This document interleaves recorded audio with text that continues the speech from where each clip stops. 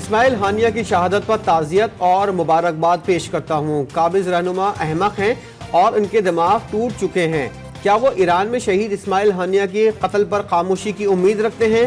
لبنانی مزاحمتی تحریک حزب اللہ کے سیکرٹری جنرل سید حسن نصر اللہ کی پریس کانفرنس. بولے ہم غزہ اور فلسطینی عوام کی حمایت کی قیمت ادا کر رہے ہیں. آپ بہت روئیں گے کیونکہ آپ کو نہیں معلوم کہ آپ نے کون سی سرخ لکیریں عبور کی ہیں. اسماعیل ہانیہ کی شہادت پر حکومت کا آج یوم سوگ منانے کا اعلان. غائبانہ نماز جنازہ بھی ادا کی جائے گی. قومی اسمبلی میں قرارداد پیش کرنے کا فیصلہ.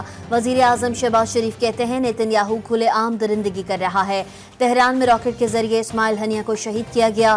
بین الاقوامی قوانین کو پاؤں تلے روندا گیا. فلسطین میں 9 ماہ سے خون کی ہولی کھیلی جا رہی ہے.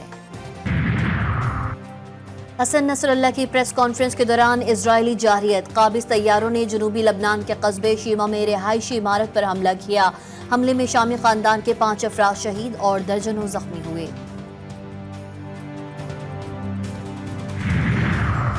حماس کے آپریشن طوفان الاقصی کے 300 روز مکمل. اسرائیل نے غزہ پر 3457 حملے کیے. 82,000 ٹن بارود برسایا. اسرائیلی حملوں میں اب تک 39,480 فلسطینی شہید، 91,128 زخمی ہوئے. حملوں میں غزہ کے انفراسٹرکچر کو بھی شدید ترین نقصان پہنچا. لاہور میں مسلسل 7 گھنٹے موسلادھار بارش. 44 سالہ ریکارڈ ٹوٹ گیا. گھروں، اسپتالوں، مساجد اور دکانوں میں بھی پانی داخل. نشیبی علاقے زیر آب آ گئے. ڈیوس روڈ سمیت کئی اہم شاہراہوں پر گھٹنوں گھٹنوں پانی جمع. لاہور کے 3 بڑے اسپتالوں میں مریضوں، تیمارداروں اور عملے کو بھی مشکلات کا سامنا کرنا پڑا. سب سے زیادہ بارش ایئرپورٹ ایریا میں 350 ملی میٹر ریکارڈ کی گئی. مختلف حادثات میں 4 افراد جاں بحق، 7 زخمی ہوئے. 7 گھنٹوں کی بارش کا پانی 2 گھنٹوں میں صاف. وزیر اطلاعات پنجاب عظمہ بخاری کا دعویٰ. میڈیا بریفنگ میں کہا کہ چند گھنٹوں میں متعدد علاقوں میں پانی کو کلیئر کیا گیا. پرانی فوٹیج کو بھی آج کی فوٹیج بنا کر دکھایا جا رہا ہے. پروپیگنڈا وہ کر رہے ہیں جن کی 11 سال سے KP میں حکومت ہے. کسی کو بھی قدرتی آفات پر سیاست نہیں کرنی چاہیے. کہیں کوئی کمی یا کوتاہی رہ گئی ہے تو اسے دور کرنے کی کوشش کی جائے گی. کراچی میں بھی بادل کھل کر برس پڑے. گلشن اقبال، صدر، ایم جینا روڈ، گرو مندر سمیت مختلف علاقوں میں کہیں ہلکی اور کہیں تیز بارش سے جل تھل ایک ہو گیا. نشیبی علاقے ڈوب گئے. شاہراہیں تالاب کا منظر پیش کرنے لگیں. ٹریفک کی روانی بھی متاثر. بارش سے الیکٹرک کا نظام بھی بیٹھ گیا. شہر کا تقریباً 40% حصہ بجلی سے محروم. شہر بھر میں ہلکی اور تیز بارش کا سلسلہ وقفے سے جاری.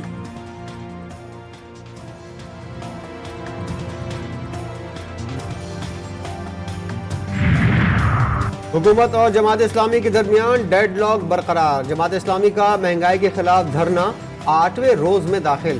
امیر جماعت اسلامی حافظ نعیم الرحمان کا آج سے ملک بھر میں دھرنوں کا اعلان. بولے IPPs کے دھندے سے عوام کی جان چھڑانی ہے. یہ جاگیردار اور وڈیرے فارم 47 کی بنیاد پر مسلط ہوتے ہیں اور خون چوستے ہیں. مزید کہا جماعت اسلامی نے عوام کو حق دلوانے کا بیڑا اٹھایا ہوا ہے.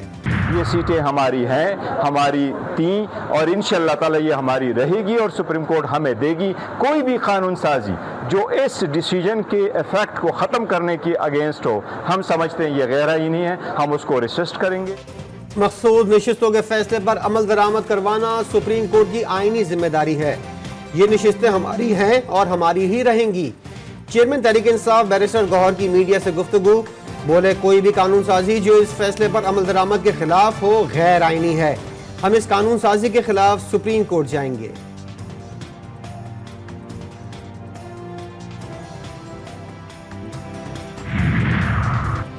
نون لیگ کو جنہوں نے حکومت دی ان کی بھی خواہشات ہوں گی.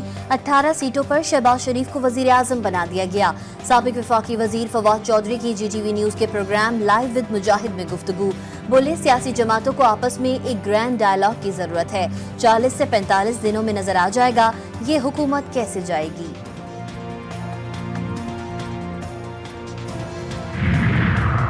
وزیراعظم شہباز شریف سے چین کے اعلیٰ سطح کے وفد کی ملاقات. وزیراعظم کہتے ہیں چین اور پاکستان دوستی کے لازوال رشتے میں بندھے ہوئے ہیں. دونوں ممالک میں صنعت، زراعت اور خصوصی اقتصادی زونز میں تعاون بڑھے گا. ان کا مزید کہنا تھا مشترکہ منصوبوں کے ذریعے چینی صنعت کی پاکستان منتقلی فائدہ مند ثابت ہوگی.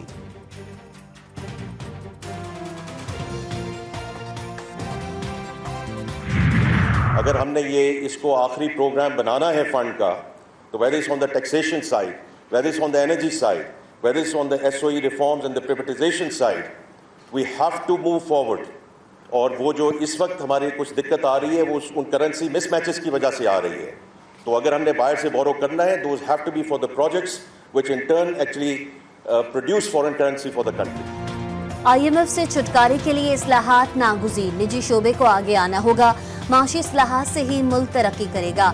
وفاقی وزیر خزانہ محمد اورنگزیب کا اسلام آباد میں تقریب سے خطاب، بولے وزیر اعظم شہباز شریف کی قیادت میں ملک معاشی استحکام کی جانب گامزن ہے، نقصان میں چلنے والے حکومتی ملکیتی اداروں کی نجکاری کرنا ہوگی۔